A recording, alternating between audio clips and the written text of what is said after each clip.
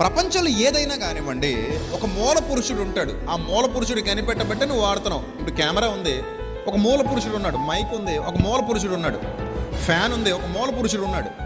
అంటే ఇది ఉంటే బాగుంటుందని తీవ్రమైన పరిశోధనలు చేసి ఆలోచించి దైవజ్ఞానముతో వాటిని ప్రకృతిలో నుంచి బయటికి తీసిన వాళ్ళు, అదృశ్యంగా ఉన్న వాటిని మానవులకు దృశ్య రూపంలో తీసుకొచ్చిన వాళ్ళు. ఈవెన్ వాళ్ళు వాడుతున్న కీబోర్డు, ప్యాడ్, బాక్సెస్, ఎవ్రీథింగ్, మీరు వాడుతున్న ల్యాప్టాప్లు, సెల్ ఫోన్స్, చివరికి మీరు వేసుకున్న షూతో సహా, చెప్పులతో సహా ప్రారంభంలో ఎవడో ఆలోచించినోడేగా. ఎవడో నడుస్తుంటే రాయి గుచ్చుకుపోయి ఉండాలి. అప్పుడు ఐడియా వచ్చి ఉండాలి, అరే నేను నడుస్తున్నప్పుడు రాళ్ళు గుచ్చుకుపోతున్నాయి, ముళ్ళు గుచ్చుకుపోతున్నాయి, ఏదైనా ఉంటే బాగుంటుందని అనుకున్నప్పుడు ఎవరో మూల మూల మూల మూల పురుషుడు, ఎవరో పురుషుడు లేదో స్త్రీ, ఎవరో తెలియదు, వాళ్ళు అనుకుంటారు ఏమని, కాళ్ళకి ఏమైనా రక్షణగా ఉంటే బాగుంటుంది అన్నప్పుడు పాదరక్ష పుట్టింది. ఏం పుట్టింది? పాదరక్ష పుట్టింది. అది ఇది రోజు పెద్ద వ్యాపారం అయి కూర్చుంది, చెప్పుల వ్యాపారం.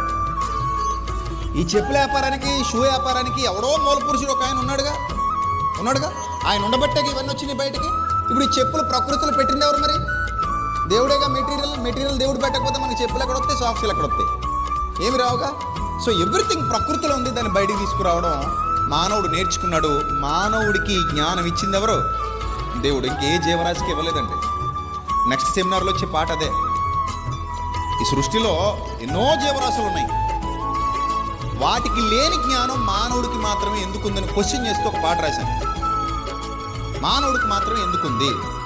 ఎన్నో జీవరాశులకు లేని ఆధిక్యత మానవుడికి ఎందుకు వచ్చింది? ఎందుకు మానవుడు ఏలిగ్గా ఉన్నాడు? ఇవన్నీ మీరు ఆలోచన చేయండి. మీకు లాస్ట్ అండ్ ఫైనల్గా వచ్చే ఆన్సర్ ఒకటే, అది దేవుడు.